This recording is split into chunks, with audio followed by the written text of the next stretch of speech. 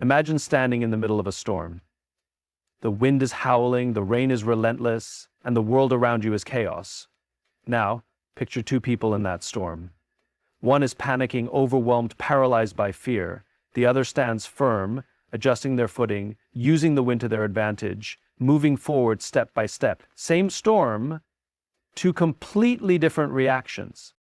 The difference isn't strength, it's resilience.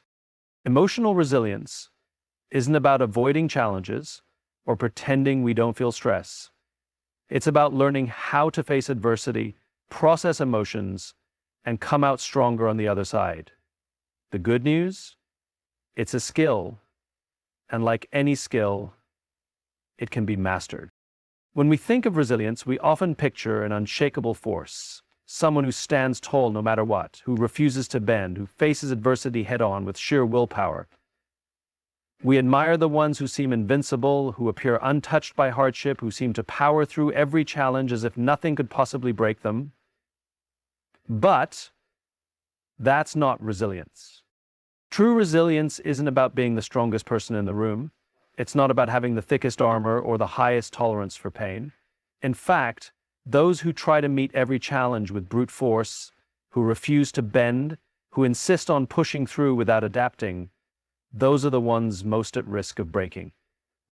Think about nature. The trees that stand rigid and unyielding in a storm are the first to snap under pressure. But the trees that bend, that move with the wind, that shift and sway instead of resisting, those are the ones that survive. They don't break because they adapt. They don't fight the storm, they work with it. Resilience works the same way. The most resilient individuals aren't those who try to overpower adversity. They are the ones who adjust, who pivot, who learn and evolve when faced with uncertainty. It's not about how much hardship you can endure. It's about how well you can respond to it. Take a moment to think about people who have overcome significant obstacles. The entrepreneurs who failed, adjusted, and found success in a different way. The athletes who suffered injuries that should have ended their careers, only to reinvent themselves and come back stronger. The leaders who faced rejection, but took every setback as an opportunity to refine their approach. What do they all have in common? They weren't the ones who simply held on through adversity. They were the ones who adapted to it. Resilience is about understanding that change is inevitable. Challenges are inevitable. Setbacks are inevitable. No matter how strong you think you are, life will throw you situations that you cannot simply push through with sheer willpower. And when that happens, your ability to adapt, to rethink, to reassess, to find a new way forward is what will determine whether you rise or whether you break. Because resilience is not about resisting the storm. It's about learning how to move with it. From a young age, we are taught to control, suppress, or even ignore our emotions. Don't cry. Be strong. Keep your emotions in check. We grow up believing that emotions, especially the difficult ones, are signs of weakness, distractions that get in the way of logic, productivity, and success. So we try to bury them. We push aside fear, frustration, sadness, and doubt, thinking that if we just ignore them long enough, they will disappear. But emotions don't vanish. They linger. They manifest in different ways. Stress, burnout, resentment, anxiety. When we suppress what we feel, we don't eliminate the emotion, we only disconnect ourselves from it.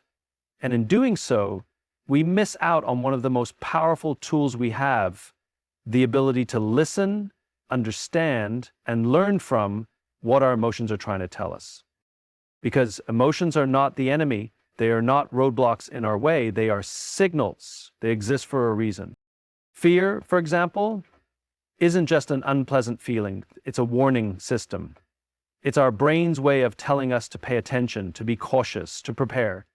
But when we label fear as an obstacle, when we treat it as something to be ignored, we lose the opportunity to ask the most important question. Why am I feeling this? Is it because we are stepping outside of our comfort zone? Is it because we are afraid of failing? Is it because something genuinely dangerous is ahead? Fear isn't meant to paralyze us, it's meant to inform us, but only if we listen. Frustration is another misunderstood emotion. Most of us experience frustration and immediately try to push past it, telling ourselves to just deal with it or get over it. But frustration is often a sign that something isn't working, that we need to change our approach.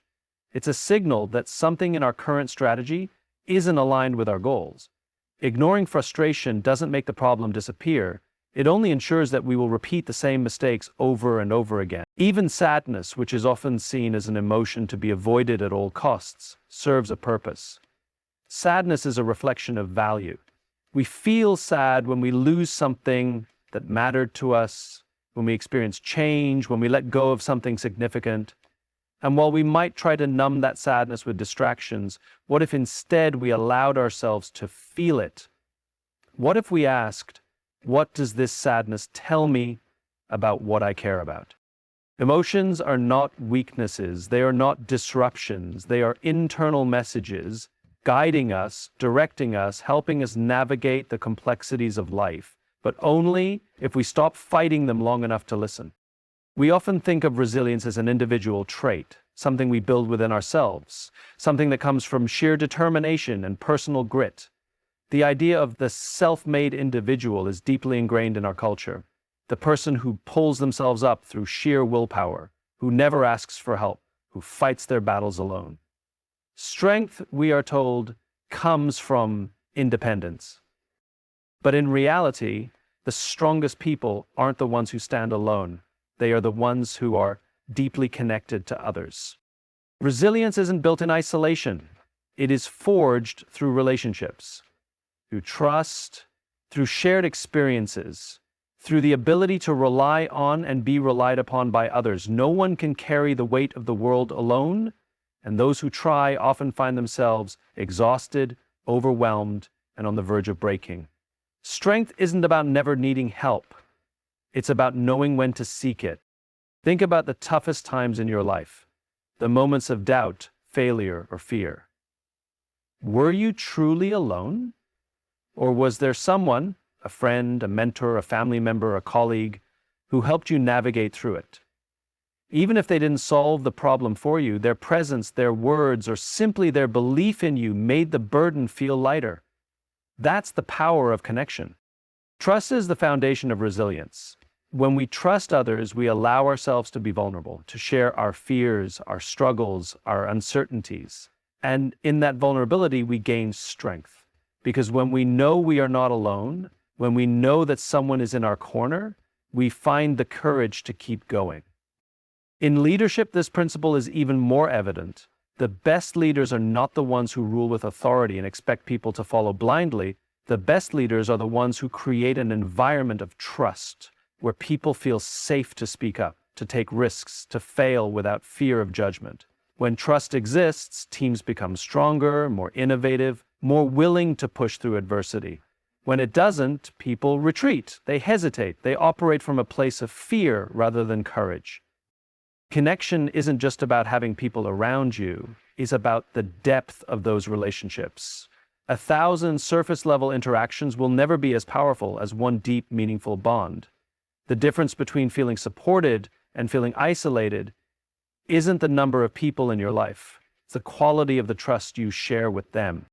We see this in the most challenging environments: soldiers in combat, athletes in high-pressure moments, first responders facing life or math situations. They don't rely solely on their own strength. They rely on the trust and connection they have with the people around them. They know that no matter how tough the situation gets, they are not alone. And that knowledge gives them the ability to keep going. Two people can face the exact same situation. One sees a crisis, the other sees an opportunity. One feels defeated, the other feels challenged. One hesitates, the other takes action. What's the difference? It's not intelligence, it's not skill, it's not luck. It's perspective. Perspective is one of the most powerful tools we have, yet it's often the least talked about when it comes to resilience. We assume that circumstances define our experience, but the truth is, our interpretation of those circumstances is what truly shapes our reality. The way we see the world determines how we move through it. Consider failure. One person sees failure as proof that they aren't good enough, that they should quit, that they'll never succeed. Another person sees the same failure as feedback, an opportunity to learn, adjust, and improve. The situation is identical. The outcome is entirely different. Think about stress. Most of us experience stress and immediately associate it with something negative. We say, I'm so stressed, with frustration, exhaustion, or even a sense of defeat. But stress, biologically, is nothing more than a response designed to prepare us for action.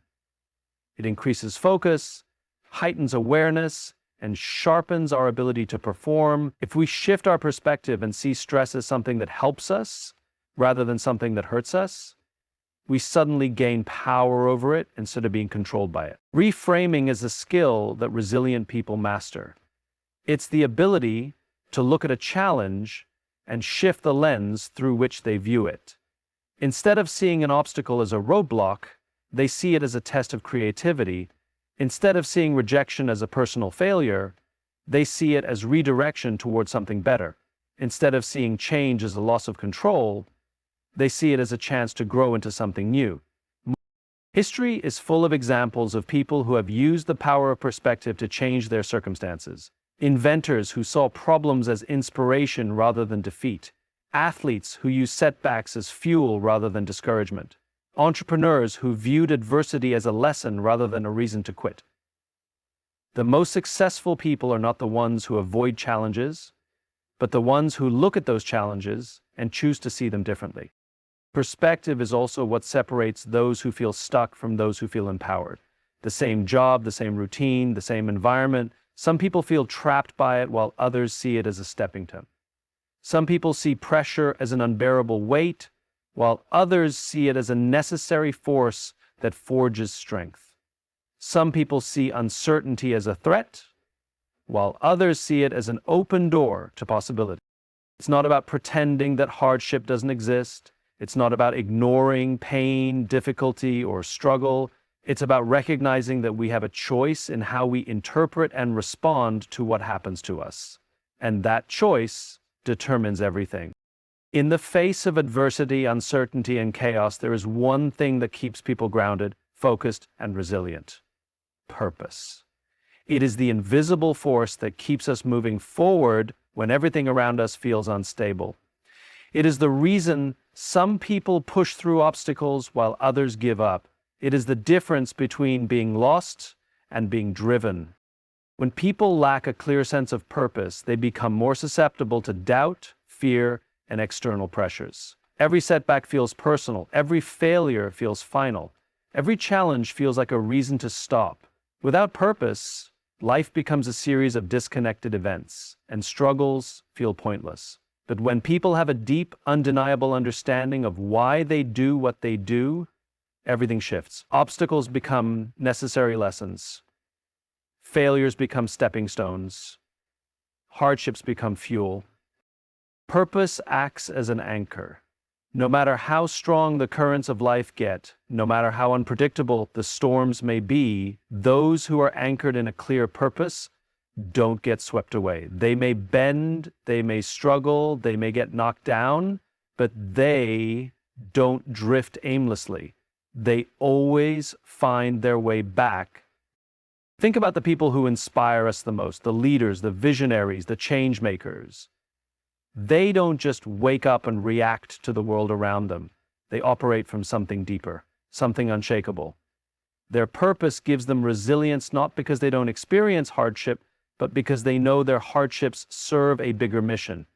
They understand that every challenge, every setback, every difficult moment is part of something greater. Athletes who wake up at 4 a.m. to train every day aren't just motivated by the idea of winning, they have a deep purpose that drives them. Entrepreneurs who push through failure after failure don't keep going because of money alone. They are anchored by a purpose that is bigger than financial success.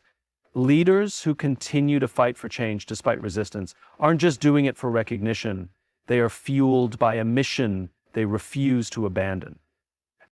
When people lose sight of their purpose, they become reactive. They start making decisions based on what's easy instead of what's meaningful. They chase external validation instead of internal fulfillment. They let failure define them instead of refine them. But when purpose is clear, resilience becomes second nature. Challenges aren't seen as reasons to quit, but as necessary tests that strengthen resolve. Purpose also provides clarity in moments of uncertainty. When things don't go as planned, when the future feels unclear, when external pressures create doubt, a strong purpose acts as a compass. It answers the question, why should I keep going? It reminds us of what truly matters, cutting through the noise of distraction, fear, and hesitation. The most powerful thing about purpose is that it's not dependent on circumstances. It doesn't change based on external success or failure. It remains steady whether things are going well or falling apart. It is a force that exists within, giving people the ability to endure, to persist, and to rise, no matter what challenges come their way. Resilience is not about being the toughest, the strongest, or the most unyielding. It is about adaptability, the ability to move with challenges instead of resisting them. It is about recognizing that emotions are not obstacles but signals, guiding us toward deeper understanding and better decision-making. It is about trust and connection, knowing that true strength is not built in isolation, but in the relationships that support and uplift us. It is about perspective, the ability to reframe challenges, to see opportunities where others see defeat. And above all, it is about purpose. Purpose is what anchors us when everything else feels uncertain. It is the driving force that turns setbacks into stepping stones, failure into learning, and struggle into growth. Without it, we drift. With it, we stand firm. In the end, resilience is not about avoiding hardship. It is about navigating through it with clarity, courage, and conviction. It is about embracing change rather than fearing it, listening to emotions rather than suppressing them, leaning on others rather than isolating ourselves, shifting our perspective rather than feeling trapped by circumstances, and holding on to purpose rather than being swayed by momentary struggles. The world will challenge us, life will test us, but when we build resilience from within, when we anchor ourselves in adaptability, emotional awareness, trust, perspective, and purpose, we don't just survive adversity, we rise above it. And in doing so, we become unshaken in any situation.